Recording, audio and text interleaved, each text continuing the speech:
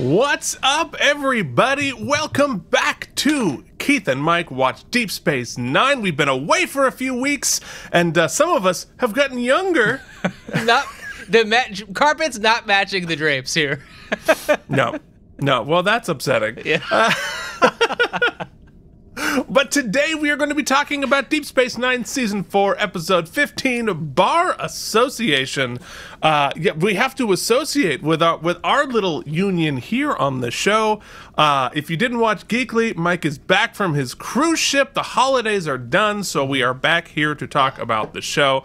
Mike, very briefly, sum up your experience. It seems to have darkened things. Yeah, I was being a rock star for a few weeks, which also just accounts to like seeing some great places, but also being very, very bored. I spent the majority, this will hearten our audience, I spent the majority of my time on board trying to use a travel router and a VPN to fool the ship's internal network in order to letting me get my stuff back here and stream all of my shows, and I was relatively successful, I would say. So that's what I did. I'm back. Christmas has been put away, to Jen's chagrin, to my absolute OCD heaven. It's empty in the office, and to be honest, it didn't quite feel like home until just now, and I'm sitting in the captain's chair, ready to talk about Deep Space Nine. Watching it the other night was wonderful. It's like coming home to friends. Can't wait to talk about it. It's been so long. We were both like, how do we do this show? What is this show? How do we do this? But I have missed it. I have missed talking about Deep Space Nine, and so we are back. We are ready to go. It's going to be fun. We have a fun episode to talk about, but before we do, we have to put in our belated viewer ratings for last week's episode, or 3 weeks ago now. Sons of Moog? This is the Klingon one, Sons right? of Moog, that's right, the Klingon one. Been a while, but here we are. Joshua Cronin gives it an 82. Jason Moe with a 79. JD comes at a 76. Harry Pothead, not having it. Just not having this You can episode. count on Harry to tell you what's up, though. That's true. No, like dude is an honest, bright dude, and he's gonna tell you the truth with a 60. What are you breaking over there? Oh, am I giving you the loop back? Oh, this is just me opening up our spreadsheet, because this is... Your computer does not like that. It's like, no, bloop, bloop, bloop, bloop. Yeah, no, it is not having it. Well, let me not give you my loop back, so I can have some computer privacy here. You need your own VPN going. I need my own VPN, so you don't know when I'm opening stuff. All right, hold on. Yeah. Oh. Now you're not going to hear any beeps and boops. It's going to be amazing. Anyway, we continue. Worf's big old boot shivs comes in with an 80, and Kevin Miles with a 90. So we had a pretty large discrepancy on last week's episode. Did Jen watch it? Did the Chancellor? No, she's behind. In fact, I wanted her to join me on the watch along this week, and she's learned from the Keith school of completionism. She's like, I can't skip, and I was like, okay, great. Nor should she. The Chancellor has a responsibility as head, as in the chain of command. The Chancellor cannot skip briefings, folks. You know what? Last thing I want to mention, to put a point on it, not last thing, it's one of the first things, in fact, is, this year you all saw Keith's gift to me with my dear friend Garrick, and also what you didn't see was an incredible custom mug that he created for the Chancellor. And she just last night, as she was putting Christmas away, reiterated how much she loved Dropped it. And so okay. That would have been better. So I think officially 100%. She also got sick on the cruise, so that my gift to her was not good. So it turns out, Keith, hold on. Keith won Christmas. Oh my God. Keith won Christmas. Wow. Right, I didn't even know I was competing, but I'll always take a victory, which also, if you missed it on Kingdom Geekly, however, Mike and Deglio won my fantasy football league this year. Trophy arrives on next Wednesday, so hopefully it'll get here sooner, but we'll... I mean, and to be fair, in the 48 hours he's owned the title, he's only texted me about the money 3 times, so... Well, I mean... have you met me? I need it. I'm very broke now. No, I also bought that trophy, which is relatively cheap, I thought. I thought it was like $22 or something, right? Yeah, did you buy the same one that I do? The 7-inch guy, the little football? Yeah, the little football. Yeah. I got one of those and like another variation for the other league, but yeah. Yeah, well, God, very we cool. are just giant nerds. I mean, I think we're 4 seasons into an extended review of Star Trek. I think the nerd ship has sailed. I have to tell guys, get ready for it. Keith and I have not potted it in a while, so we're gonna be chatting a lot. So I hope you dig it. We haven't talked in a while. Yeah. So, you know, I love the channel. We love the patrons. This is no disrespect, but I would say we have like a smaller community on YouTube, right? Like in the grand scheme of things, I think you would agree to that. It's a niche market. Compared to other Star Trek podcasts, absolutely, yeah. But anyway, my brother, who you've met on Geekly, my brother Nick, great guy. He's kind of like bored right now, so he's like he has ideas for things he wants to do, like contents and projects or whatever. And he was hitting Keith up. He's like, maybe I could partner in and we could like do some stuff. And I was like, just as a reminder, man, if you're trying to product launch, I'm not sure this is where you're coming, but I guess anything's possible. I mean, hey, you know, I've said it 1,000 times. I'll say it one more time. If you notice no difference in your traffic, you've gotten the K&M bump. Yep, so, that is true. That is true. I mean, I think it speaks to both, like, wild ambition. He wants to do this crazy thing, but also an absolute ability to undercut yourself and self-sabotage by involving us. Yep. So, well, it's the only big change for me as a small brother is that I used to be like, I guess I'll do whatever you want and now I'm just like, yeah, that's a lot of work.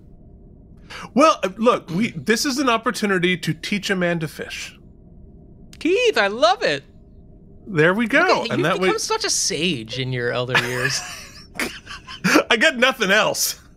Let's talk about Star Trek as old men. Yes, indeed. All right, so we were talking about Season 4, Episode 15, Bar Association, which aired on February 19th, 1996. Man, I missed this. This is fun. I enjoy this. Which aired, I already said that. The top song was, are you ready? I guess so. One Sweet Day, Mariah Carey and Boyz II Men. One sweet day, I still don't know the song, but I will attempt to sing along. I'm sorry, that was painful for everyone. Oh my God, are the Mid-Atlantic men here?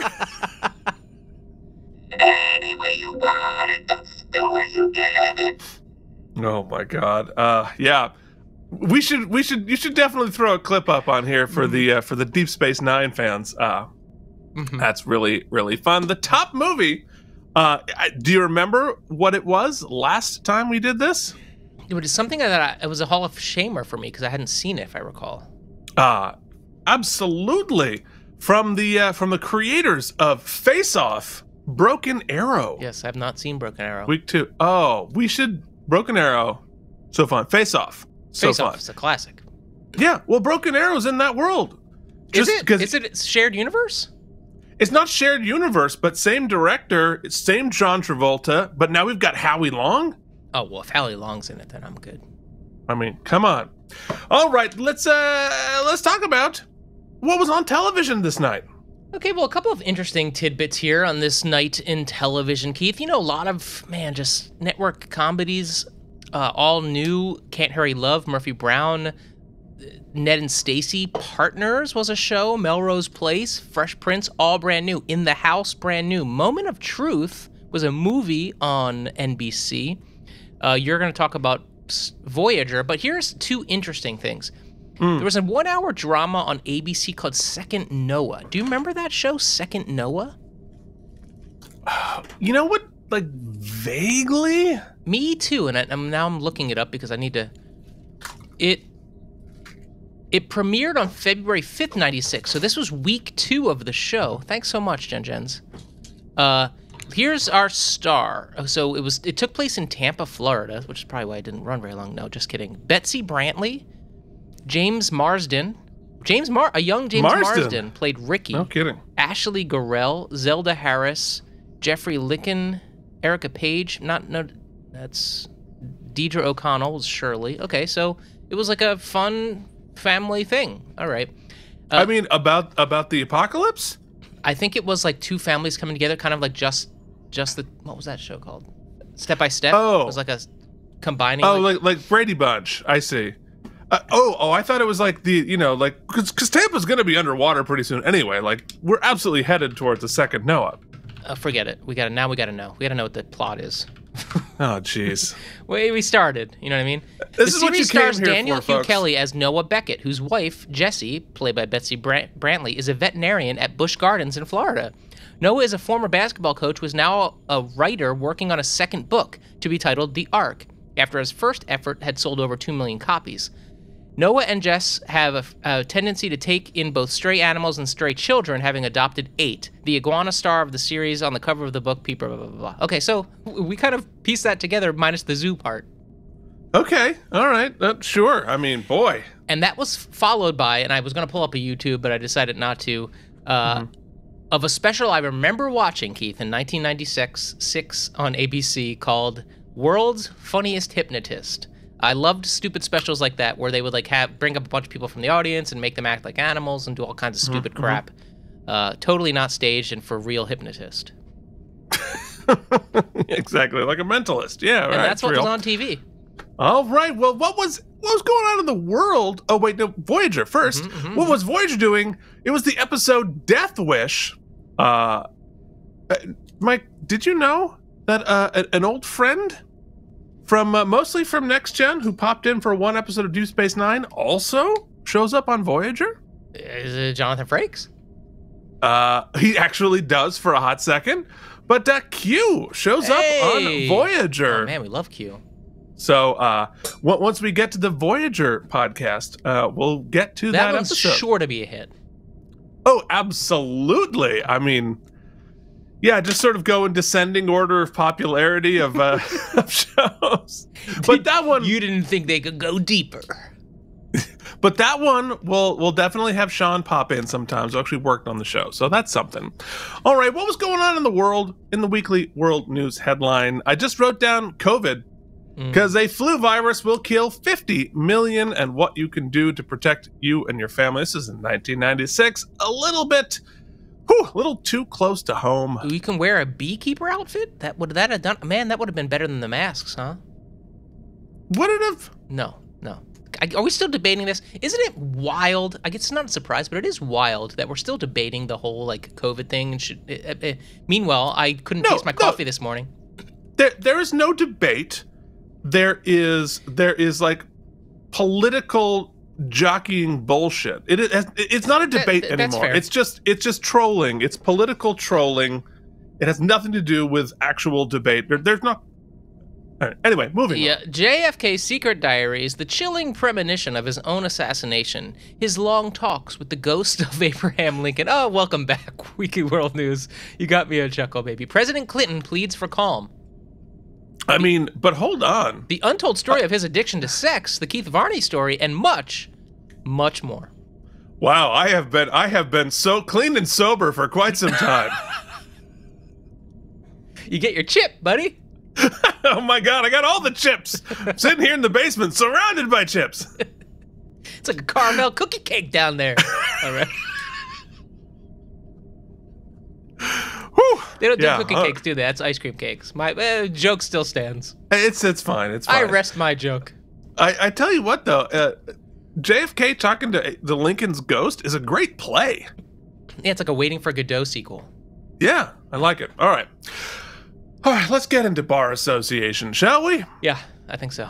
All right, so this was directed by Jordy! LeVar Burton. Jordy himself, who last directed The Sword of Kalis, and has a teleplay by Robert Hewitt Wolfe and Ira Stephen Bear with a story by Barbara J. Lee and Jennifer A. Lee. This is their only credit. This was clearly a story pitch. Yeah, it was interesting because two things I noticed at the top and then throughout the episode I'll bring up here and we can look as the screenshots go by. One, it definitely could tell, I thought it was a pitch because when it gets to the teleplay by, screenplay by, it took up a full frame of the screen to list all the people, which I thought was interesting. And also LeVar Burton, I guess as a vet of the series, clearly wanted to look at things from different angles because we get some setups in this episode that are slightly different than what we're used to seeing. Usually when we're in like one of the bridges, the consoles we're always shooting directly behind or directly in front, but here we're getting some side angles, some cross angles, some really cool looks from LeVar, and I guess that's not a small part by just saying, look, I'm so bored of these shots, having been in a million of them, I want to have a slightly different viewpoint, and I think that's really cool. Oh, for sure. And I think, especially in episodes that are not action heavy and are not, that are set on the station, that are on our existing sets, it's sort of a bottle episode, that you do want to keep it fresh, keep it moving, do something visually interesting. We have a very interesting sort of philosophical thing happening and conceptual political thing. But there aren't like aliens running around and no pew-pews. It is that type of thing. So it's time to bring your A game in your shot selection. All right, which it means we need to bring our A game to... Don't we talk about the patrons first? No. We don't? Patrons are after. Oh, you're right. Damn it. Now, Keith, waste your time. It's been a while. Come on. With trivial trivia.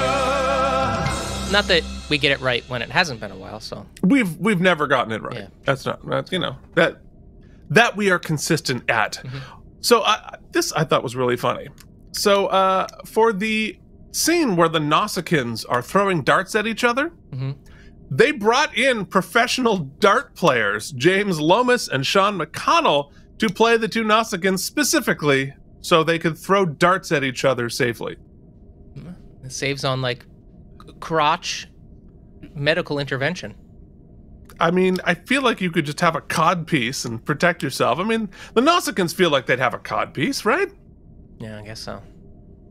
You hit me in the nos again.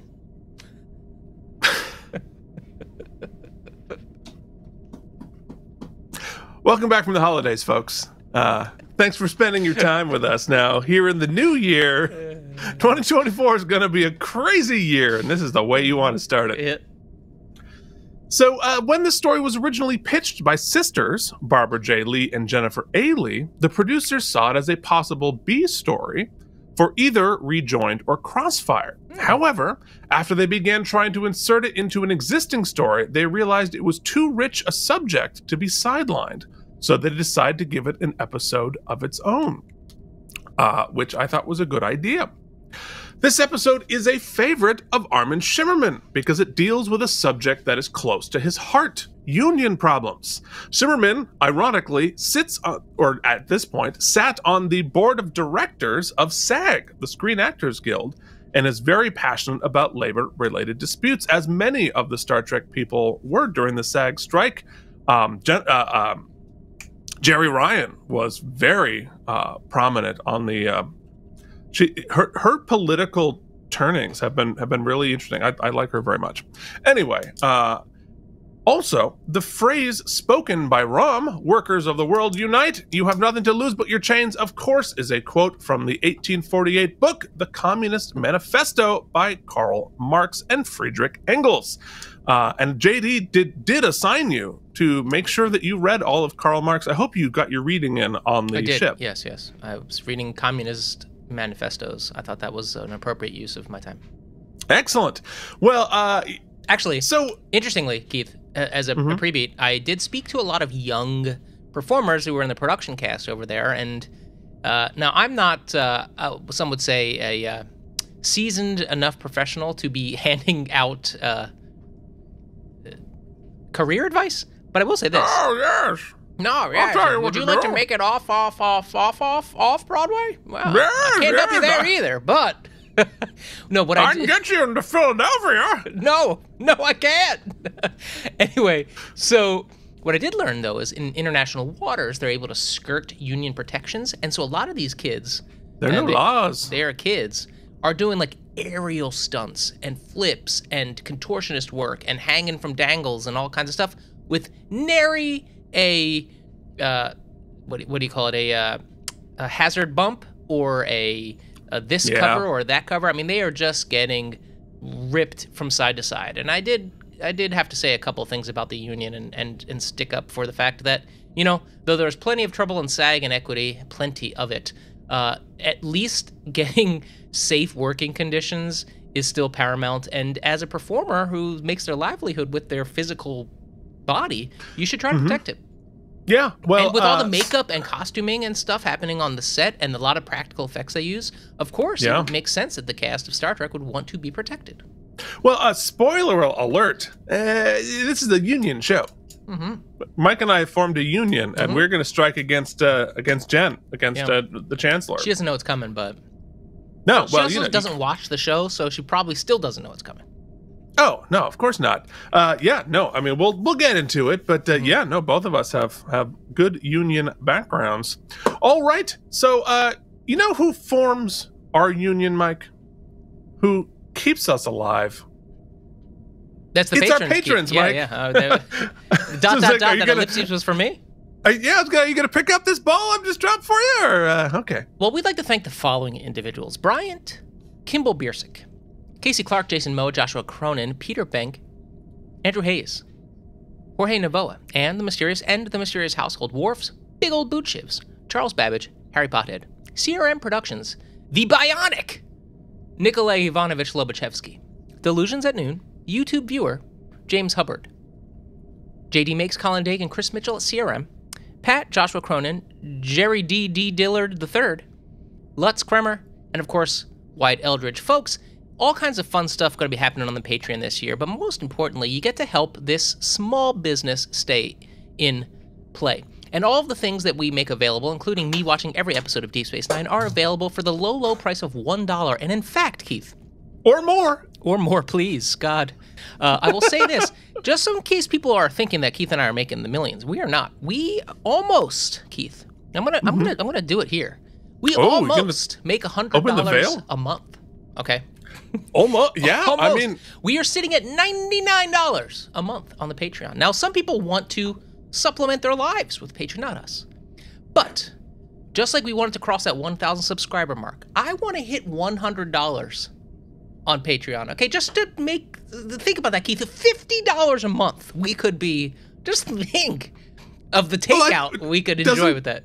Doesn't Patreon take like 40% of it? We need one more $1 subscriber, okay, to put us over that bump for 2024. All right, one more. I know, and there are 24 free patrons right now. So one of you has to take the giant leap for mankind and put us over the edge. And I'm putting the call out today. You've never listened to me before.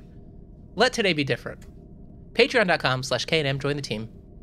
You get nothing extra for being the $100 subscriber, but there's no tote bag in it for you. No, alas. Yeah, well, we definitely owe the patrons some fun stuff. And those posters we promised them about a year ago. Oh yeah, no, we're 100% going to do that. Totally working on it. Yeah, it's not. We just need to not be busy. All right, so let us talk about our guest stars for Bar Association. Of course, Max Grodenchik is here as Rom. Huge feature for him. He has maybe the worst dental prosthetic to work with because he had that one snaggle that goes all the way across his mouth. Well, because he didn't have a definitely did not have dental care. No. In Quark's bar. Chase Masterson is here as Lita. James Marsden is here as Grimp. James Marsden's been very busy this week. Yeah. Emilio Borelli as Fruel, and of course the legendary Jeffrey Combs is back as Brunt. It's crazy we still have not met my favorite character of Jeffrey Combs. We saw Brunt before when he was in Moogie's house, right? Because she was. That's right. Yeah. Okay. That's right. So we have met Brunt of the FCA before. Why can't I get my camera to be good? Because I'm moving around too much. But yeah, Jeffrey Combs, he's coming. Like this season we're gonna meet my favorite Jeffrey Combs character, one of my favorite characters in all of Deep Space Nine. So going to be fun. But before we do that, we got to talk about this episode. Why don't we hop into the screening room, Mike?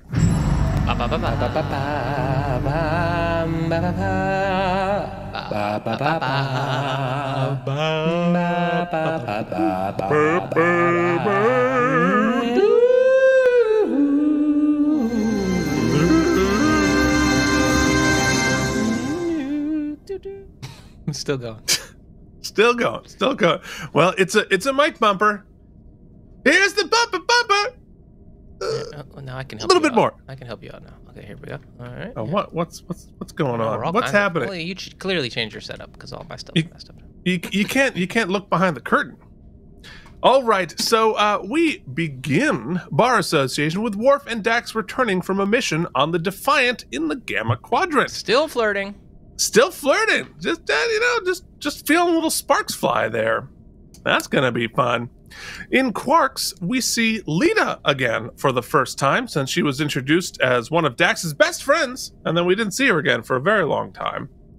But Bashir and O'Brien enter all dressed up as Vikings this time, heading towards the Holosuite. You know, Jason Moe of the patrons who was watching along was saying that he wished we could see some of these actual holodeck programs that they're always entering with their funny costumes. I actually have grown to think it's better that we don't. The pre-sight gags are actually really funny to me. I think it's really fun. But the thing is, like, we couldn't really do it. Obviously, we don't have the money to do that sort of a thing, and I wouldn't want to see it half-assed. Right. If they're gonna do it, I want to see it like for realsies. But here's where, you know, Trek gone Trek, and maybe this is a wormhole. I thought that the costumes were manifested within the holodeck. Why do we have to be dressed up like that thing? Because the minute you walk out of the holodeck, you're holo-dropping your trow. But if I walked in wearing like my normal gear, wouldn't it like holodeck me a costume and I could just be in my normal gear afterwards? To put a costume on top of your costume? I mean, technically you could. So it's not, I thought, but the costume that is digitalized on top of me, no? Or it has to be real? Well, I mean, I suppose it could be, but you'd have to, but like then you'd have clothes on top of clothes. Like you'd put a costume on top of your suit. It's not like VR, right? You can feel the thing. No, it's very tactile. It's very much real. So you'd be like, you know, when you as the seasoned performer go out as a member of a transatlantic boy band, you didn't put your zoot suit on top of your regular clothes. Well, I mean, that would just be a zoot suit riot. All right, moving on. It'd be too much. All right, so we do establish here that Bashir and Lita still banging. So for now, that's although there could be maybe some other sparks flying, but I don't know. We'll see.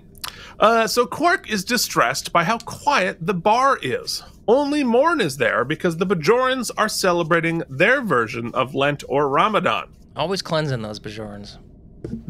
They are so clean. They are the cleanest people out there. So Rom is making a potion to help with an ear infection. He's in pain and Lita is concerned.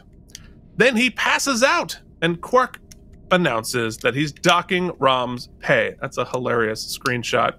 Also, I thought about the makeup department when he drops that water into the ear. I was like, oh man, they did not like seeing that in the script. Or they built I bet you they built like a plastic receptacle they shoved in there.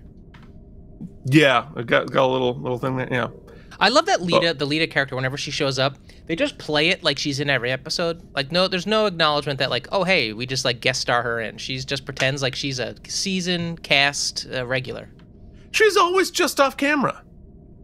Lita is always there just off camera. So, both of our cats are causing all sorts of trouble. Yep. As always, it's part of the show. I literally had to go and buy a brand new computer case and put all of my crap inside my computer into a new computer case just so that the cat couldn't turn it off anymore. Did you really do all of that? I did, because I just couldn't come up with a solution he couldn't outthink. I would try to tape it. I tried to cover it. I tried to do all the stuff to the power button, and he found a way. So you need one of those plastic cases for like over the nuclear button. Yeah, that's a good point. Or I was like, I could just get a new computer case, so I did that. You just wanted a new computer case. No, man, the pain in the ass to move all that stuff. If I was getting a new computer and new guts, then yeah, it'd be fun. But just to transfer from one to the other sucks. You don't need new guts. You're running a space shuttle over there. I know. I didn't get new guts. The point of the story was the cat, Keith. Okay, all right, here we go. So, in Act 1, Bashir inspects Rom's ear. He's had an ear infection for 3 weeks and never got it healed. If you got ear infections as a kid, you know, that is not a fun time. There's that jaggy tooth. At least there's a space for it up top so he can actually speak, but... Yeah, I mean, the amount of speaking he has to do in this episode through those prosthetic teeth, I mean, he should get an Emmy just for being intelligible. Do you think as an actor, I guess the answer is yes, you would probably run your lines in your trailer with the teeth in, right? Just to kind of... Oh, for sure, yeah. I mean, to enunciate all of the stuff he has to do, it's a remarkable feat. Do you of think they acting. kept those? Like, of the things you probably want to keep or steal from set, do you think they got to keep their prosthetic dentals? I bet, because it, Molded for them. They took molds. I mean, they're not going to give it to somebody else, so I would imagine. But who knows? Paramount keeps everything, Yeah. so they auction it off eventually. So anyway, he didn't get it checked. I didn't go to the doctor because it's a violation of his employee contract with Quark. There's no sick time or vacation for Ferengis. And it's a standard Ferengi contract. That's just how it works. Bashir suggests kicking off our episode, forming a union. And Rom gives the classic line, "You don't understand. Ferengi workers don't want to stop the exploitation. We want to find out the way to become the exploiters." I think pretty much summing up half of our political landscape. Yeah. So Lita is happy that Rom is back. And he explains that he gave himself an ear infection from jerking off his earballs too much. I mean, to put it lightly, yeah. Yeah, and the scene goes like this. I got it from too much umox. And Lita says, "Really? Who's the lucky female?" Rom's assuming it would be female. You don't know. Rom says, "No female, just me." Lita says, appropriately, "I'm sorry." Rom says, "Sorry enough to do something about it?" Lita, "I don't think Julian would approve." Rom, swinging for the fences, like Mike and Natalie Portman. "We could ask him." Good for Rom. Hilarious. At least he's showing some balls of the non-ear variety. And it's a hilarious take from Max there. I really liked it. So Quark comes in and announces that the bar is losing money during the holiday, and he says everyone here is going to get a huge pay cut or half of you are fired.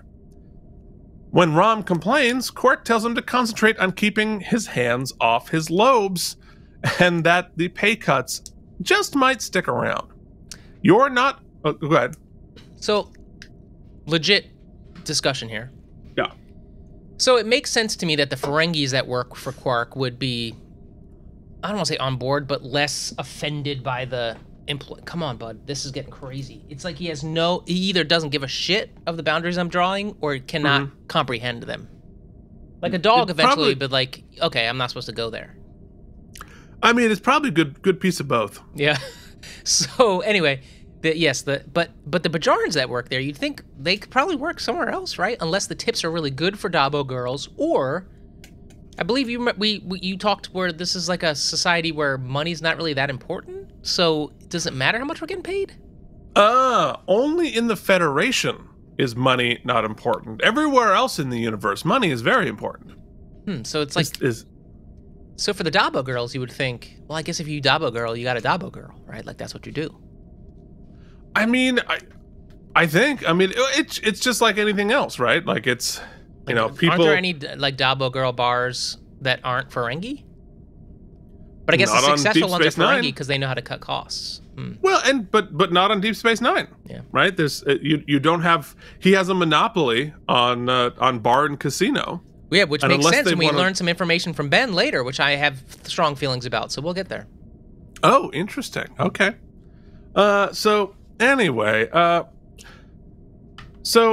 he says to Rom very pointedly, "You're not my brother in business, and employees have no right to question business decisions." Meanwhile, Worf and Dax have been practicing their Klingon swordplay while flirting, and they hear a bump in the air vents.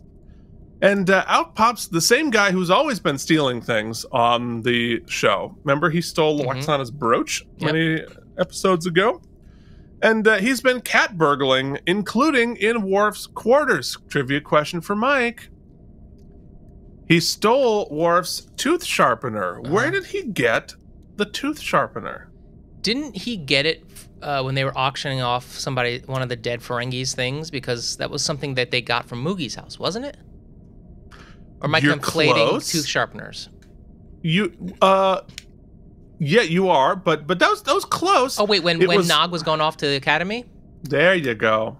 You got it from Nog. So, but once again, folks, Worf's suite was getting broken into Odo's suite was getting broken into when Dax was just like playing some gags, moving stuff around. Now we got a cat burglaring. Odo, what are you doing? I mean, like, granted, there's like a big threat to the galaxy and your security efforts are focused there, but I don't know, locks? They have locks. We have locks in our universe, and stuff gets stolen all the time, too. I don't like it, man. Well, neither does Worf, because he's furious. And he confronts Odo about the lax security on the station, saying, this didn't happen on the Enterprise. Odo, insanely prepared for this. He already has the pad on his desk with a list of all the times that the Enterprise was easily duped or taken over by dum-dums. Which is like, must be the Easter egg of all Easter eggs for like longtime fans. Oh, of course. Yeah. I mean, the security on the Enterprise, terrible.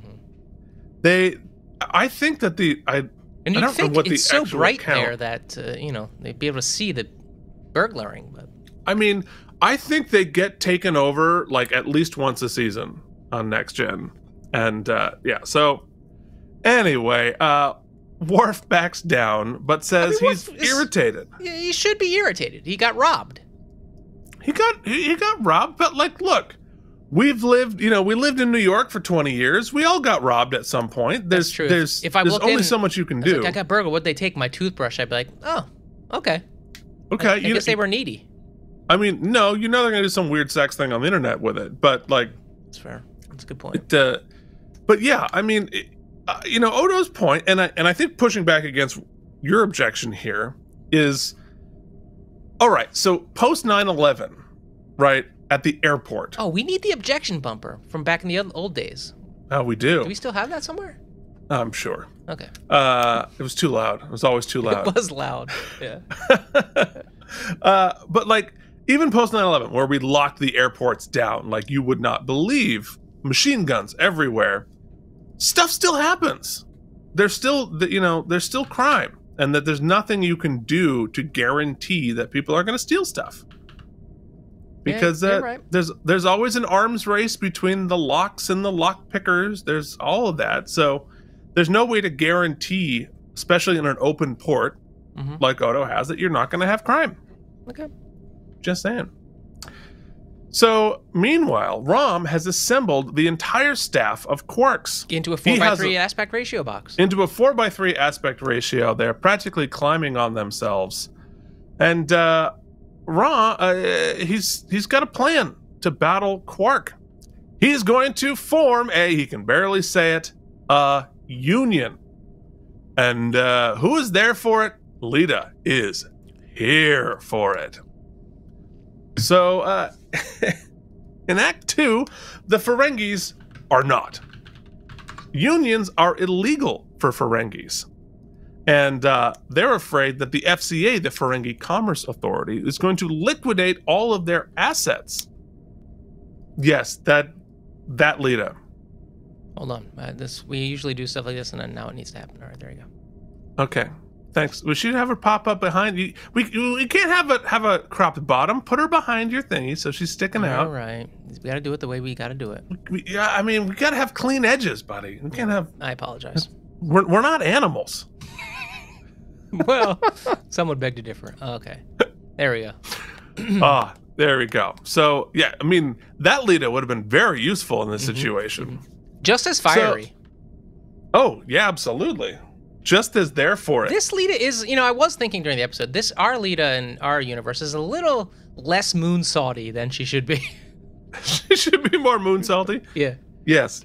Well, she's still finding her edge. Yeah, good. Well done, man. Yeah, you like that? Mm-hmm. All right. So, anyway, the Ferengis are like, unions are illegal. We could have all of our assets liquidated. And we're already screwed just because you said the word. So Rom says, hey, if we're going to go down, let's give them a reason. And he gives a rousing pro-union speech through those prosthetic teeth and gets everybody in and firing. But then we go to the infirmary, and O'Brien is complaining about a cyst. What type of cyst, Mike? Do you remember? That's pretty good. A sebaceous cyst. I actually thought I'm impressed you got that close. When Rom comes in asking for advice on forming a union. Well, luckily, you've come to the right person. O'Brien is thrilled because, of course, he's a union man. And he tells the story of an 11-month strike his ancestors in the turn led. of the century, 1904. Yes, way back when. And he says, look, you're going to need to strike. And his ancestors' strike was successful.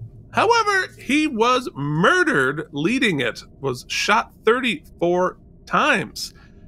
Mike, do you remember that my mother was a very famous striker in Vermont back in the day? No, I remember your grandfather being a civil rights leader, but He certainly was. I did forgot about patron of the show, your mom. Yes. Tell me more. So this was in Heinsberg, Vermont, back in the 80s. I was like 6 or 7 at this point, and she was a public school teacher, and they had to strike because they were being horrible or whatever, and so they struck for more than a year, and they fired everybody and replaced them. And so there were only, I think they fired everybody, I don't remember exactly, but I do remember that they went on for so long and it was so high profile that they were named the Heinsberg 28, and there were 28 of them striking for all this time. 29 of them, Keith. 29. You might not know this, but it made the front page of the New York Times. And by front page, I mean not at all the front page. It was on section 1, page 37. But nonetheless, teacher strike splits Vermont town. They were called the Heinsberg 29. 29. Yeah. I still remember the head of the school board. Her name was Rita Villa. Anyway, What a great villain name. I know, right? So my mother actually started working in another district for a year until they got that. They won, and they all got their jobs back, although many of them did not return at that point. So they ended up having to work with some of the scabs that broke the union lines. Oh, but wow. I remember marching in that picket line. Oh yeah. I don't think that's from much later. That's not from then. Well, I just picked a picture. Oh, okay. Well, I gave it a go. Nonetheless, I absolutely remember marching in that picket line, and my sandwich board line was so long that I tripped over it going up the stairs, and I dropped my orange soda. Disaster. The biggest disaster of the whole thing is I dropped my orange soda, which was so long ago. It was in a glass bottle. I remember it. Did it shatter?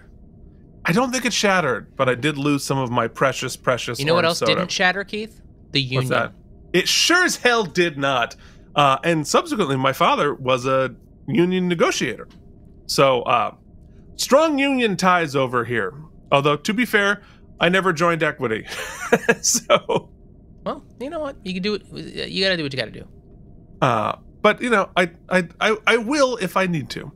I sort of retired right when they offered me the job. So, Yeah, well, why pay dues anyway, if you're not going to use them, you know? well, that was the thought. Yeah. So anyway, Well, later, more importantly, the way to go, Mom.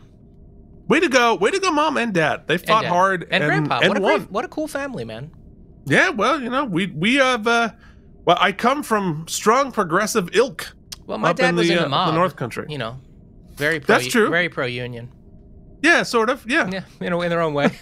in a very specific way.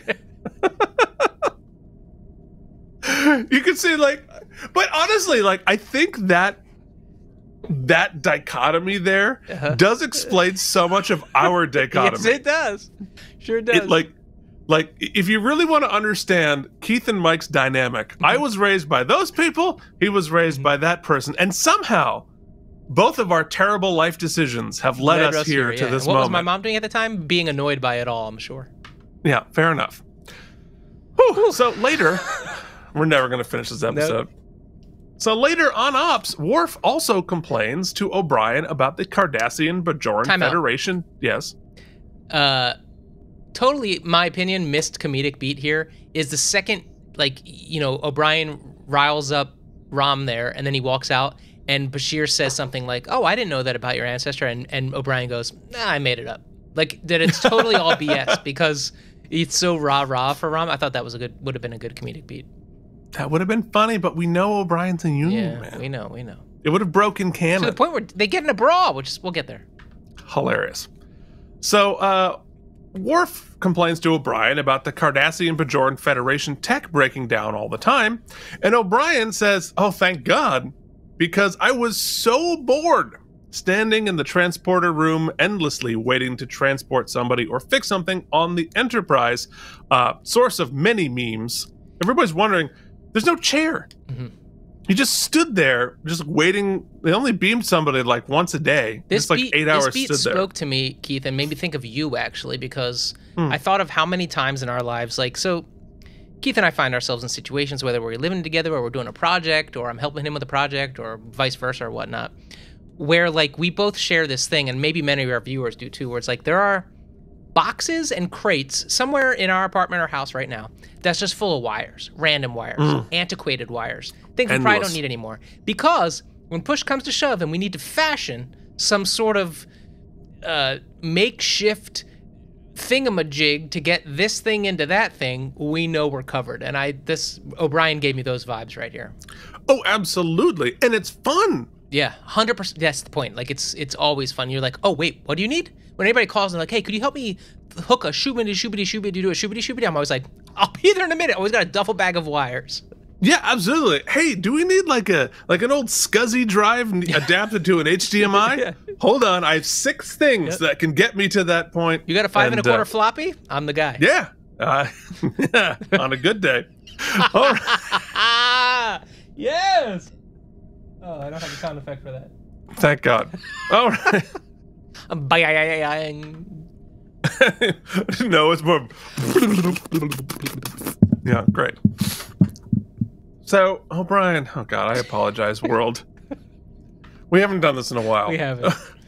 O'Brien says, "This station needs me," leading to Worf's obvious internal question, does the station need me? Oh, Worf. Then Quark returns to his bar to find his entire workforce standing together. Rom announces they have started a union, and Quark laughs in his face. So, naturally, Rom announces a strike.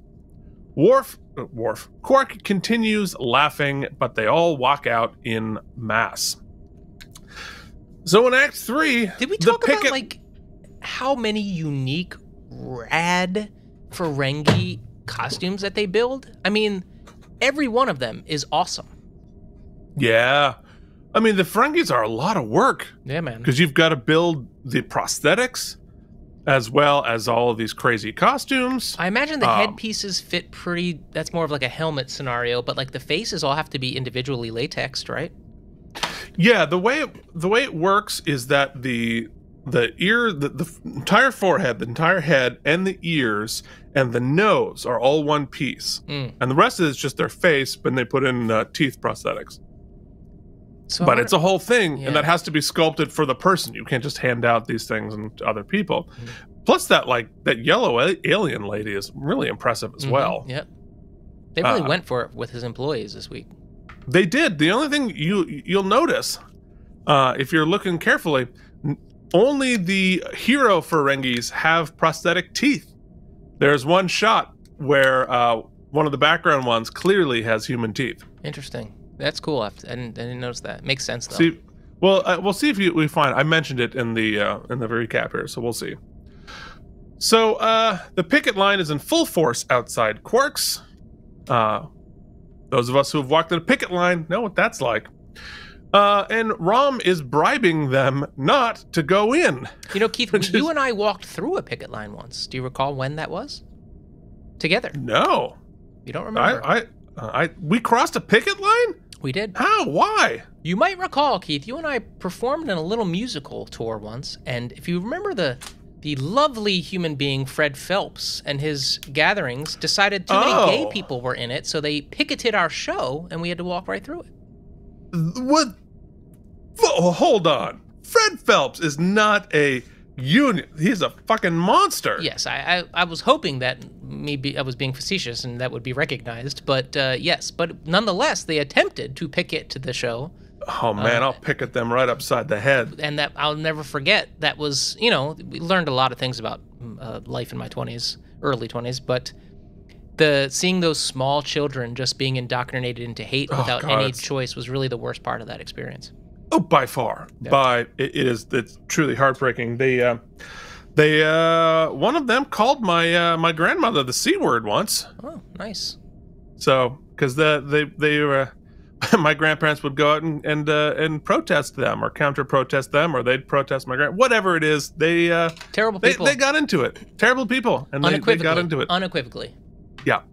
So strong decisions here. The K&M comes out strongly against the Westboro Baptist Church and those monsters. Mm-hmm. All right. Anyway, hot takes. Lita's got our back, buddy. Lita, yeah, she does. Thank God. So there are only a few people in the bar, because no one is crossing the picket line except we're going to find out. And Odo shows up to discover himself talking to a hollow image of Quark.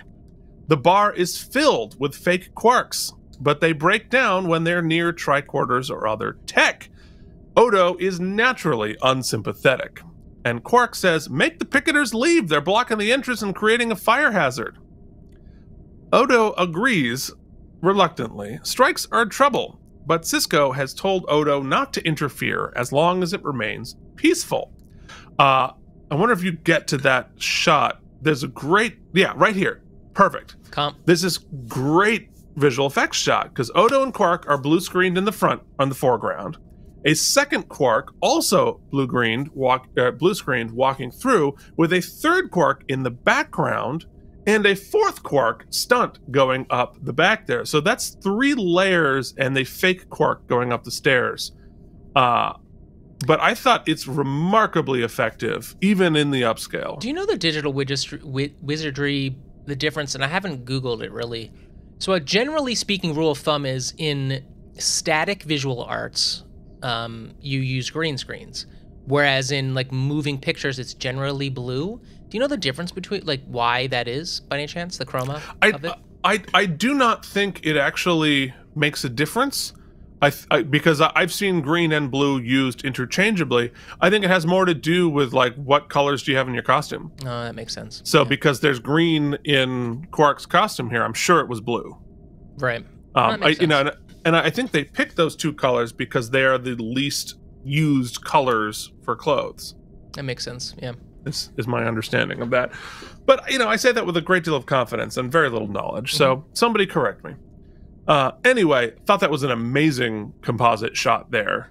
Great work by the visual effects there. And an interesting bit of writing. Yeah, because you figure they're like, oh, let's just, what would Quark do? Oh, he will just man it with his own robots. And then we need to techno-babble our way out of why he wouldn't just do that and save costs all the time. And so I thought they had a cool sort of tech answer for it. And a cute idea because he doesn't just populate with fake waiters. They're all him. Yeah, that's the narcissism is great. It's hilarious. So on the promenade, Bashir and O'Brien debate which customers will cross the picket line. The Vulcan does not, of course, but the Packlids go right in. Yeah, they do not support labor. Have you seen the Packlid episode of Next Gen? I don't think so. Make us go. I'm gonna cut that out. That's a new. That's the new I am Dude. Yeah. Dude. Make us go. Make us go. Right. Yeah, definitely. We should watch that at some point because every time you see a Packlid, everyone who has seen that episode is like laughing their asses off, but you don't even know what that means. No. So we'll have to do that at some point. But then they are shocked to see Worf go in. And not sure why. That's the thing, right? They have a whole brawl about it, and they don't ever give Worf's side of it. Right. Yeah. So O'Brien isn't having it, and we cut to the 3 of them in the brig. Bashir has even been bloodied, and Sisko is pissed because they literally fought. But you're right. We never, like Worf never explains Why? Clearly, so I could have easily bought that. Oh, he just wanted a drink and he's been having a shitty day, so he just like went to get a drink and didn't give a shit. But clearly, it came to blows, so he clearly felt strongly about something. But we don't even get to hear the argument. Well, I feel like Worf is like a libertarian. He just doesn't care. Yeah. Okay. But libertarians wouldn't like get in a fist fight about it. Sure, they would. Yeah, I guess you're right. Yeah. Are you kidding? Libertarians? Don't even get me started. Anyway, so Sisko is pissed, and he says, He goes and tries to broker a settlement, but leaves the three of them in the brig overnight, which seems fair. It feels like the punishment fits the crime. I have to make them sit with each other that whole time. So in his office, Sisko tries to pressure Quark to settle the strike. And Quark says, according to Ferengi law, I'm not even allowed to talk to strikers. Which is interesting because, like, it is the law for Ferengis. But Sisko doesn't care. He says, then pay the 5 years in rent we never charged you, or settle this. So you had thoughts about this? I do. I'm gonna preempt my wormhole, okay? Because it's like it's episode wormhole, but also like Deep Space Nine wormhole. We've talked about it before, so I won't belabor it. What is the get out of jail free card that Quark has, and why? He's been convicted of crimes. He's done espionage. He's done almost murder. He's done tons of crap, right? And so not only do we let him off the hook all the time, all right, but clearly, and Odo's had all kinds of problems with his business dealings and all kinds of backdoor crap happening at the bar. Like, it's a sketchy place. And then we come to find out they're not even charging him rent or any of this. Like, they're just letting him run roughshod for free over there. Like, what is the quid pro quo here? I'm not quite getting it. Well, half of that I can explain easily. The other one's a little hard. The not paying rent, that was the deal they made in Emissary, in the pilot, and Sisko wanted Quark there to establish this as a place where people want to be. Rest R&R. Yeah. And so, but also it legitimizes the station, because when they stepped on it, it was like this bombed out, empty wasteland that everybody was fleeing because they were afraid. It's like Atlantic City before casinos. Yeah, exactly. And it was like, we're trying to establish this as a real place that's safe and that people want to be here. We're trying to like make this not a scary place. So it was actually important to establish Deep Space Nine as a place people want to go to. So that's the deal there. Okay. All right. And now that it's sort of grandfathered in, I would imagine. It's sort of like, all right, you helped us get our feet up. And so there we are.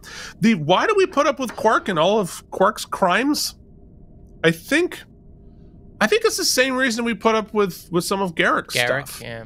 That possible back channel. He's a problem, but he's also a solution for when you need to solve things that the Federation way doesn't allow you to. Mm-hmm. And it's like it's a tool that you can do the wink wink. Mm-hmm. And not have to break your own laws and ethics because you have somebody who exists outside of those rules to get shit done. Well, then, then through that lens, it actually is pretty balls badass of Ben here, because once again, very un-Picard-like, he's willing to sort of bend, full on extort. Yeah, really, to keep he has his own check and balance system with his morality with Quark and with certain situations. Yeah, well, and he also understands that Quark, like Picard would try to use logic, right, and try to talk him into it. Sisko knows Quark doesn't work that way. He works with leverage. Mm-hmm. And so it's logic versus leverage, and he knows which lever to pull. And for Quark, this is it. This is what will motivate him. I think it's good leadership. So Quark agrees to go talk to Rom. And we find Rom in a nest of pads working feverishly. Once again, we were able to invent the iPad 20 years early, but could not conceive of opening more than one file on one at a time. Well, it's like if an iPad and a Kindle had a menage a trois with a Game Boy. And they're getting like thicker and thicker as opposed to thinner. Yeah, I mean, I understand like visually you need to like show like he's buried in papers and we don't have papers, but it's pretty fun. It's the akin to like the lawyer scene where you walk in and they've got 37 Bibles open and you're like, nobody researches like that, but okay. Okay, we spent 8 seasons on a lawyer show watching research. In Mike's headcanon, is Lindsay Dole sitting there in a nest of Bibles? Well, I just meant like the thickness of like a tome. I should have said tomes, but it's not what came to the mind. It's only Bibles. Oh my God, Exodus says this about the murder case. Noah said this. That's hilarious. So, anyway, Quark offers Rom a bribe to end the strike. Rom, of course, says no dice. Quark then tries to appeal to his sense of family. But of course, Rom turns it around and points out, there we go. Oh, season 1, the practice. Look at that. Wow, we're just just keep sprouting out new characters from the 90s. Great. Quark tries to appeal to Rom's sense of family, but of course, Rom turns it around and points out that Quark just said, we're not family in business. And he then starts speaking various labor slogans. Later, Quark returns to his bar to discover, Liquidator Brunt, who only shows up at the end of Act 3. Not only is he there, but he is there with 2 Nausicaans. He has been sent by the FCA to end the strike by any means necessary. In Act 4, the strikers celebrate their success. They know that Quark is going to have to settle or go out of business. And this is where I noticed the background Ferengi having normal human teeth and realized I'm watching this far too closely. Then Brunt enters with the Nausicaans, and the Ferengis panic.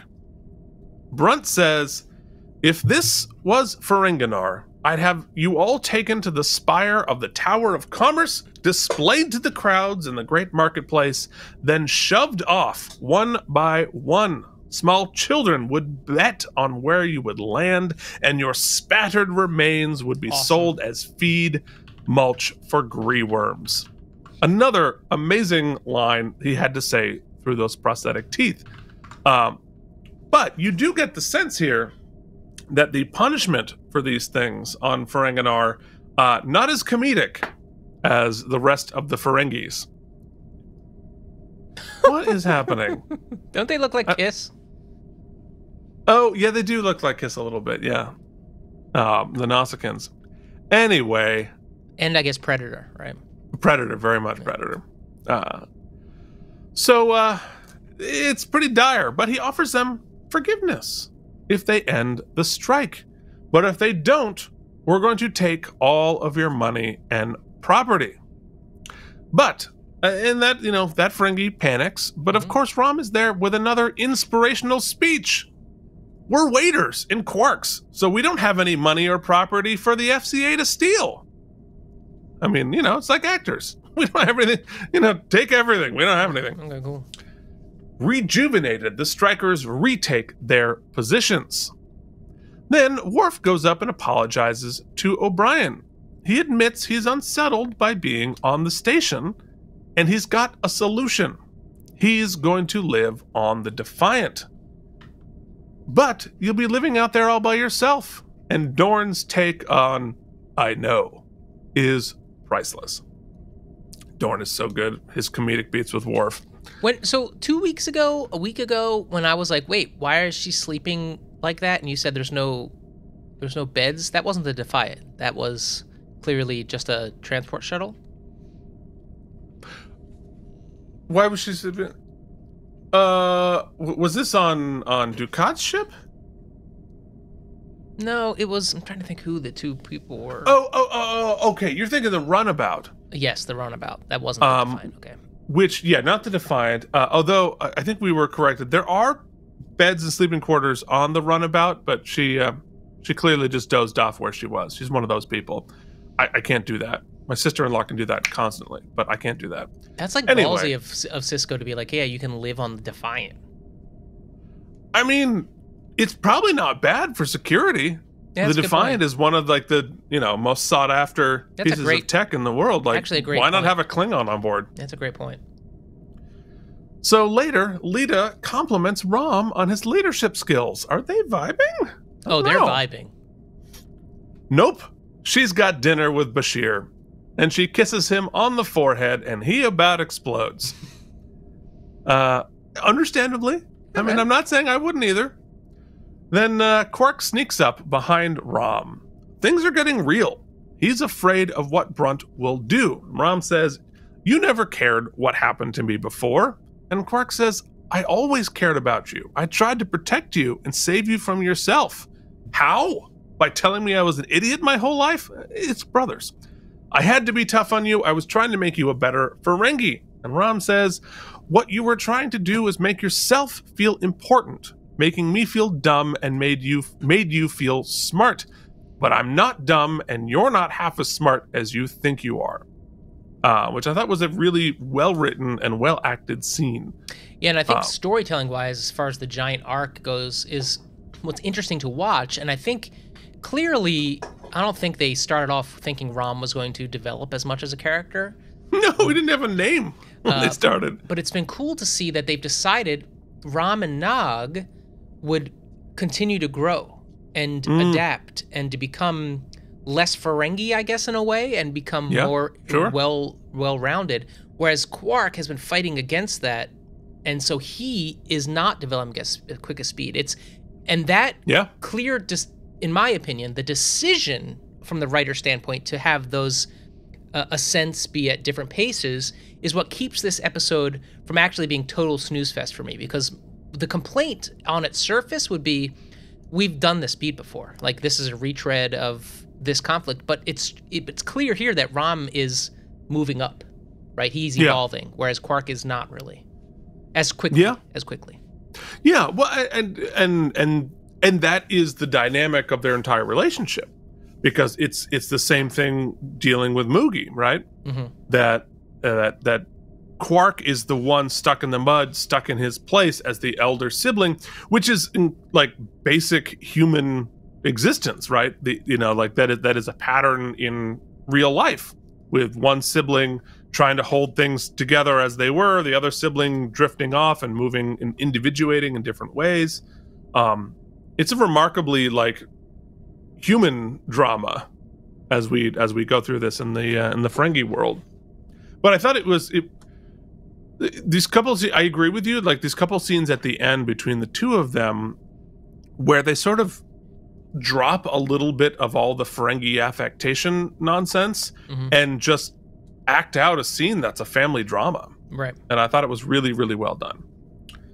So later, Brunt and Quark discuss as the Nausicaans throw darts at each other. And Brunt says, "We need to make an example of someone." And now, it's not Rom Brunt is after. It's Quark. And so we begin Act 5 with Quark waking up in the infirmary, having been beaten by the Nausicaans. And this is where I think that the episode makes that turn, right? These two scenes here, because he's not comedically beaten up. He's not like next gen, like, "Oh, I've got a black eye" or whatever. He's almost killed. He's literally almost killed. He's got several broken bones and a punctured lung. So the stakes here, they do a good job of articulating his injuries so that it's clear. Yeah. And the stakes like quickly escalate here and become like, oh, this isn't comedic anymore. This is actually pretty serious. And I think this is another way that Deep Space Nine uses more seasoning, cuts a little bit deeper than a lot of other shows. I found myself, it's interesting that that technobabble in a way can, or that tropes that you use to shorthand in a series, if you have astute production design, you can actually use it to tell stories. Let me tell you what I'm saying. So you know how we often joke about the trope of I can wave a laser light over it, make it better? Right. Yes, that's shorthand. In many ways, that is sort of like a cop-out, right? It's very much easier to just do stuff with a light beam and then you don't have to pay money for it. But what that affords you is the opportunity when there are injuries that are greater than a light beam can fix, like you need some sort of actual thing on your body to like help you in the medical care. Like in this, clearly something got split and they needed to like physically hold it together. It helps tell the story that this was more than just your average wave it away with a light beam injury. And he's still got that horrible shiner, which they couldn't fix with the wavy light. Yeah, it's cool.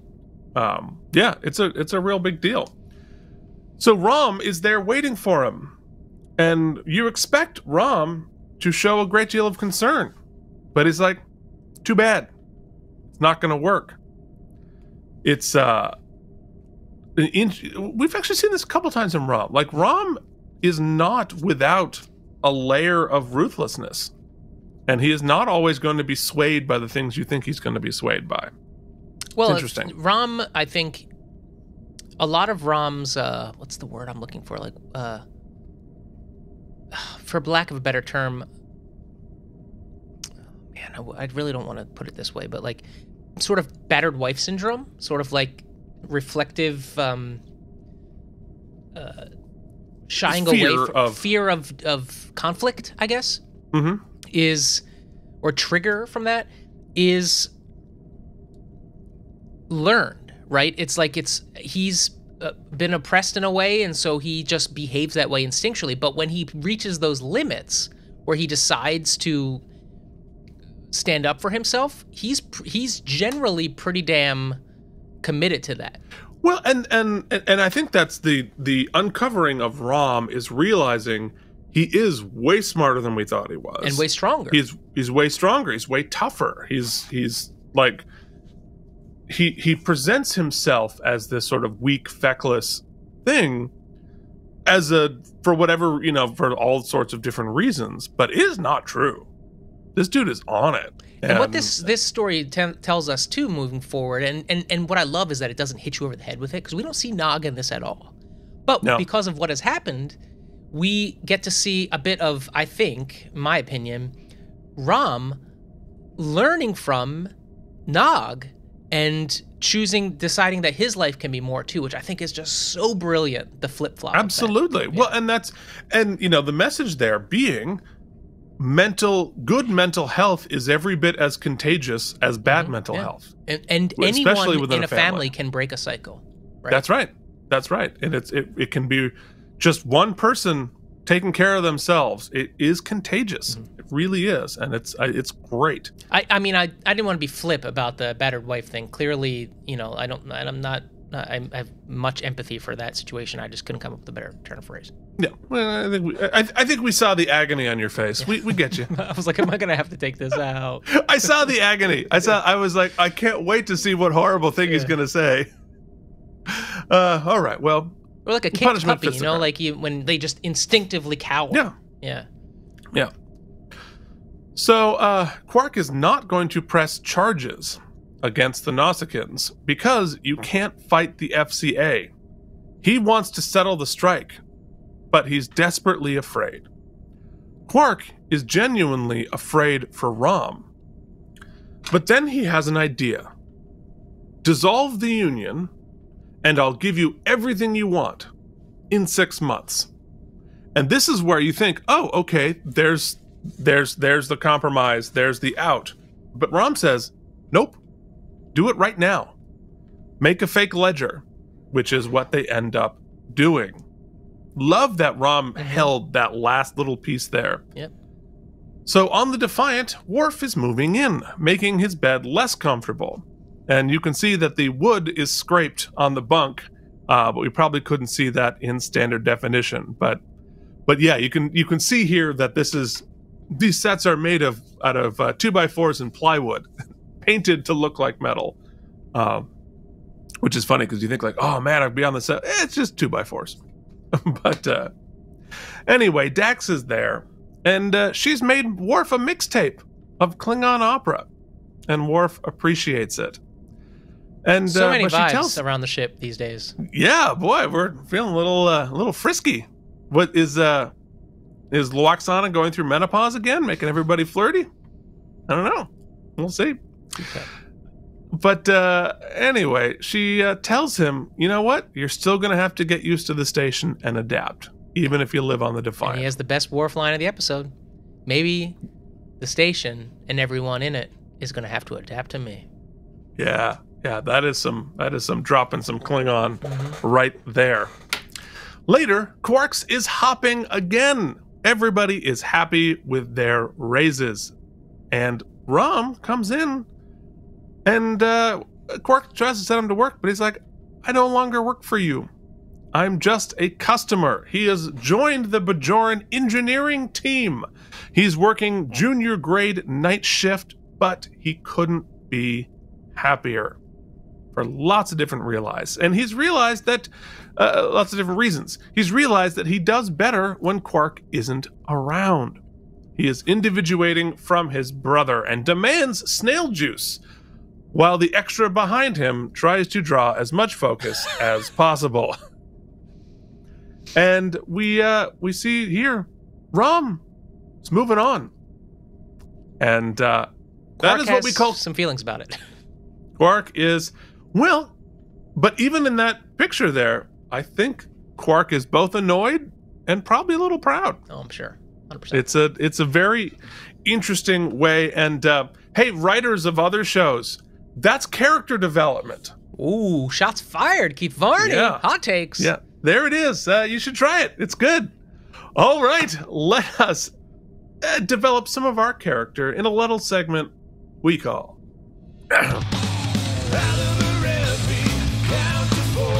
Hope we got my old man noise in there. 100%. Okay, let us adjudicate this episode. There he goes. Okay, yeah. There we go. There you go. Kinda. And we begin, as we always do, with wormholes in the plot. Mike, did you have any wormholes in said plot? We talked about it before. I guess the Quark of it all, and his sort of carte blanche around the system. But Keith, you did yeoman's work in dispelling me of that wormhole. I guess there's nothing that stuck out, to be honest with you. Did you catch anything? Not really. My only question would be, why did Worf cross the picket line? Yeah, that we talked about that bit too. Yeah, that's important. Maybe not important, but interesting. Although, to be fair, it's also because he went through the upper entrance, which did not have a picket line in front of it, and Worf probably didn't pay any attention to the Ferengi nonsense happening. Yes. So he might not have even known that he was doing it. Which then, I guess, you would then infer, if that's the case, that O'Brien instigated the affront? O'Brien could have gone in like, "What the hell are you doing? Are you a monster? What are you talking about? And I'm not a monster." Worf is salty. You know. Yeah, Worf is salty right now. So exactly, and so Worf is salty. So like, I think it's possible. I don't think that's what the writers intended. Yeah. But I do think that is a possible. Because you would assume, as a Klingon, there. they're so hell-bent on honor and such that you would absolutely abide by the strike. Right. Yeah. If you felt it was just. Right. You would think. But also, I think there's just I don't care about your Ferengi nonsense. I'm not paying attention to this. Is also possible. All right. Let's talk about best moment. Man. I have to say, there's some good moments. And I think the backroom discussion between Quark and Rom is really good.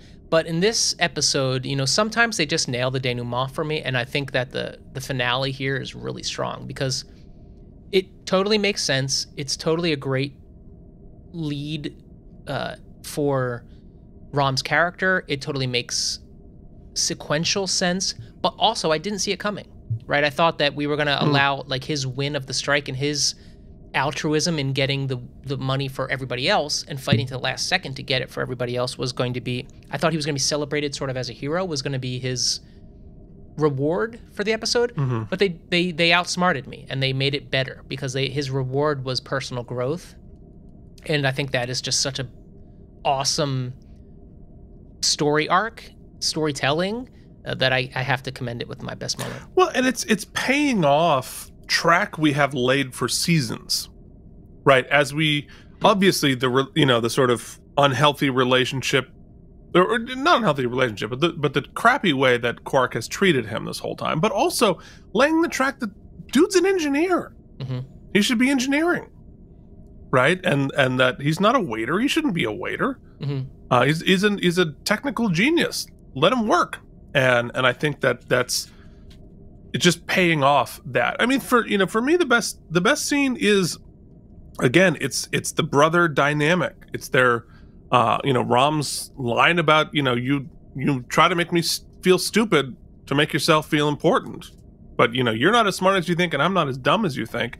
I think any older little brother dynamic has probably had that conversation at least once or twice. Mm-hmm. And I think the fact that they played it so straight, and as ridiculous as the characterizations are a lot of the times, they sort of dropped all that and had a real serious moment with each other that felt true to the characters they had written as these Ferengi brothers, but also like, wow, that's some real stuff between siblings that I think pretty much anybody with a sibling can understand. Mm-hmm. So yeah, that's it for me. What do you say we hand out? I'll talk about it in symbols. Speaking of, yeah. You get some symbols. Hell yeah, they are self-sealing. Here are some symbols for you.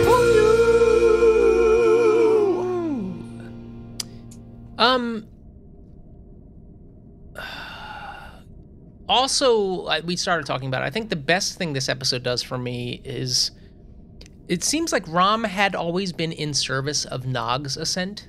Like his character was a catalyst for the growth, to show the juxtaposition of the lot some Ferengis would accept in their lives as sort of middle class or lower middle class, versus one of them saying, no, I want more. Which I think is a great way to show I want more, is by showing what the alternative option is, right?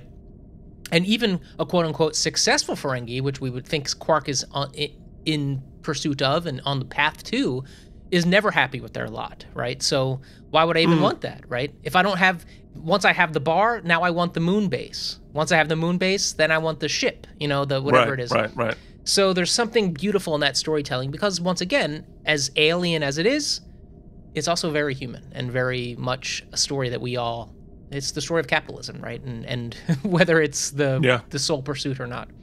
So that's cool. And here we get to see, this is one of those episodes where I really started and I was not a huge fan. I like it, but I just thought it was a nothing burger. But now discussing it and the analyzing has definitely raised my score. So the Rom of it all is excellent. In fact, I used to say Nog was my favorite character, but I'm growing some real love for Rom, because as a little brother, I recognize the importance for that. Well, you too, buddy. I recognize the importance for that growth and for that finding of your, like your parents, to a degree. I think in my life, at least, I saw the flaws in my parents as humans earlier than I saw the flaws in my siblings as a sibling. I looked up to my brother as like interesting for so much longer, and while that's beautiful in a lot of ways, and I stand by a lot of it, also it doesn't offer them the grace to fail and to be flawed as early as probably deserved. And so I don't want to put what's great about Shimmerman's performance too, I should say, is that even though Rom is clearly moving up the personal growth scale at a faster rate, it's in his performance, it's so subtle that Quark is agonizing over all of this. He's not just like evil Ferengi or, like greedy Ferengi. He's clearly struggling with it, and we've seen that in the various different episodes. The other thing I like about this episode is that it almost bait and switches to the fact where you think it's going to be a comedic take on unionizing with Ferengis. I mean, it's set up right for a cartoon right there, right? Like Ferengis have a union. That's like, oh, that's a comic book, right? But they decide to subvert expectation once again. They go a different way, and I think that it's really well handled, and it's also committed to. I mean, it's the story. It's the A story all the way through. It's clearly set as a B story, and then you're like, oh no, they're going to commit to this, and they do. And there's some great tidbits of character growth with Lita, right? Like, there's some stuff bubbling with, like, Rom's taking charge is clearly has some attracting vibes to it. Yeah. I guess my letdown here is a little bit on the Worf side, whereas this story, even though there are some repeated beats with the brothers and with the growth, I mean, that's how relationships are, right? It's back and forth, back and forth. So that doesn't bother me. Whereas the Worf thing is starting to get a little long in the tooth. Worf, I love Worf. Cool Adjusting character. to the station. Yeah. Like, let's move. Like, we gotta get, like, the Worf is disgruntled a little bit, and so he wants to move to the Defiant, as this whole storyline is kind of sucks a little bit. It doesn't really go anywhere. I mean, I don't disagree. Yeah. there's clearly some vibes with him and Dax, and we get to re-see that, but we've seen it already. So, like, it's very static. So I don't. Yeah. In fact, even a scene of Ben being like, "Yo, you got to get over it," would have been great, or something. But whatever. So, I mean, it's almost bottle episode-y. Nothing happens in the greater thing, and you know. I think it is literally a bottle episode. We never leave the station. So, I mean, overall, I think I had written down in my notes over here before we started today that I was going to give it a 70, which I feel is good. I mean, let's not by any stretch. We've said season 4 is banging, so like 70 is still a great score, even though it feels low for where we really ride. But I think we've given it some more stars, and I'm going to go 76 self-sealing stem bolts.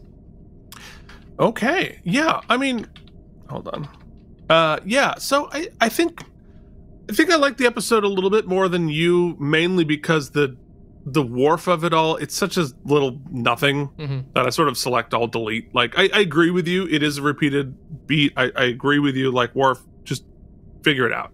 You know what I mean? Yeah, like, you're great. I want you in the show. Like, let's put him in the show now. Just like, I get, I mean, and I like that he had a hard time adjusting, but now, like, tell a new story, or like have him have a hard time adjusting in a different way, because I think it's the third time he has gone to Odo and said the security isn't good.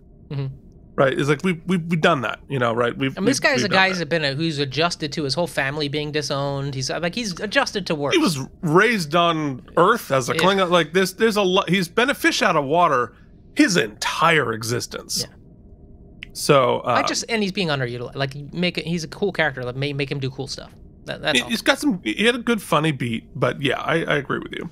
But I think for me, the progression of Rom and the progression of Quark's relationship, I think, is important. I think, you know, I think the Union stuff, while I am so on board, conceptually, you know, like politically, ideal wise, I think that, I mean, yes, God, yes, all of those things. However, I thought that at the beginning it was a little bit cartoonish, like I said, like the sort of like Union, whatever, and the what Quark was doing was sort of like mustache twirly, like over the top, and just sort of like a little bit silly.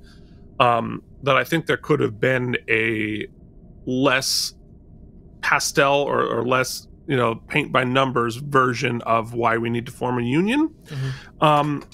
But I love the idea. I think in a lot of ways it is redeemed by the seriousness of the ending.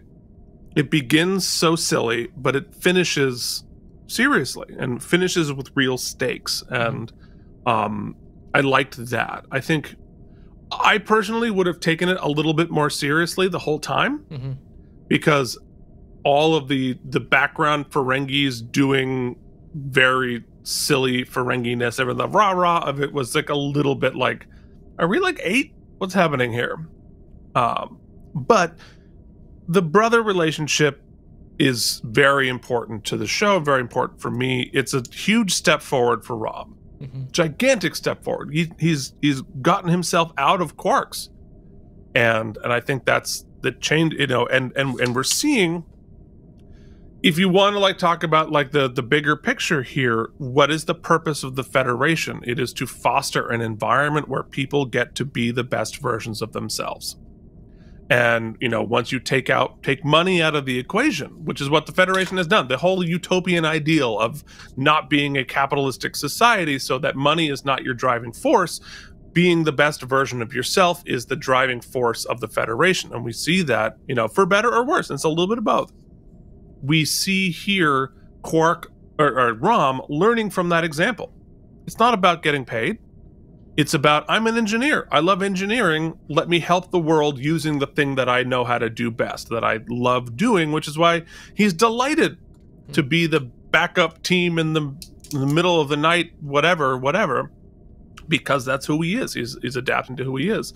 But I also think like what we continue to see here with Quark, especially as it relates to his family, Quark is kind of Tevye, where his family are challenging tradition, right? Are challenging what it means to be a Ferengi and wanting to do more progressive things. And every single time, Quark is like, nope, that's too far. This is where I draw the line. And then his love of the person pushes him a little bit further out of his comfort zone, a little bit. And he doesn't have 5 daughters, but he's got a mother, he's got a brother, he's got a nephew, and every one of them pushes against those boundaries, and he fights, and then he moves forward. He is Tevye. That is a uniquely us analogy. Uniquely. But well, good. but I think, apt, for sure. Fiddler's universal. Everyone gets Fiddler. But I think that is I think that's what he is, and I think it's very interesting. And you see the heartbreak of it, because Quark believes in the tradition. He believes in the Ferengi society and the way that they approach things, but he also loves his family. And so there's that inherent battle going on there, which I think is really great. It makes for a very interesting character and an interesting situation. So, for me, like I think it's a good episode. I think we reversed each other. I talked myself down a little bit, and you talked yourself up a little bit. Yeah, I think that the other, before you give the number, the other kind of reason this doesn't even hit the 80s is though I agree, where we end is so great. But even that felt a little shortcutted. Like, the episode does not lead you in any sort of way of showing you Rom is learning that, I should be an engineer, right? Like, there's that leap even felt a little out of nowhere. It makes sense for the arc, but the whole episode is about him being a leader and him being raging against the machine and learning that the Ferengi way isn't right. And you think maybe, even if they were like, he's joined customer service, or he's joined people services on the ship, I'd be like, okay, that's where the episode was leading. But for him to just kind of all of a sudden, I quit and change career, it did feel a little like they wanted it to be a Jack in the Box. Well, they want it to be a surprise. And I think if you'd only seen this episode, it wouldn't make much sense. If you had seen his arc over the last couple of years, then it does make sense. We're being rewarded for having paid attention, moving, that's fair. As we go from there. So anyway, so for me, it gets 81 self-sealing stem bolts. So viewers of the world, unite and leave us your review or your number of stem bolts here in the YouTube comments. Really appreciate everybody's conversation with us here. I've missed everybody. Yeah, happy to have everybody feel the same. Hop on board and leave your stem bolts, leave your thoughts, tell a friend. Chances are if you're somebody like us loving the Deep Space Nine, somebody in your life does too. So it really helps us find more folks. Tell some folks to give us a listen. We'd appreciate it. Mike, what else could they listen to? Well, they can listen to all kinds of shows we do. Keith and I, as society's attention span has shrunk, and as content on the interwebs has gotten shorter and shorter and shorter to your TikToks, to your 1-second loops, Keith and I are keeping long-form media alive with various very long podcasts. You can check out us talking about all kinds of toys, custom toys, Star Trek toys, things happening. That show is evolving. That's all the time. Strange New Show, seasons 1 and 2, all done for you, wrapped up in a little bow. You you going on a road trip? You want 2 full seasons of this type show for Star Trek Strange New Show? It's there for you. Out of Practice, we alluded to it this episode. You've got 8 seasons of Out of Practice podcast. What a treat that is. Actually, we've gotten some emails recently of people going on that journey. K&M Geekly is a Monday sneak peek at just random stuff we're talking about. And of course, You're watching the Keith and Mike Watch Deep Space Nine, and I'm watching every week in real time, streaming it for our patrons at patreon.com/KNM. Yes, indeed. Thank you so much for watching. All of our socials are below here. We will see you back here. Oh, wait, as I always forget, this episode was a 7.4 on the IMDb, which makes it 93 out of 173 episodes. Next week, we'll be talking about a session. So that is going to be interesting. A session. A session. What does that even mean?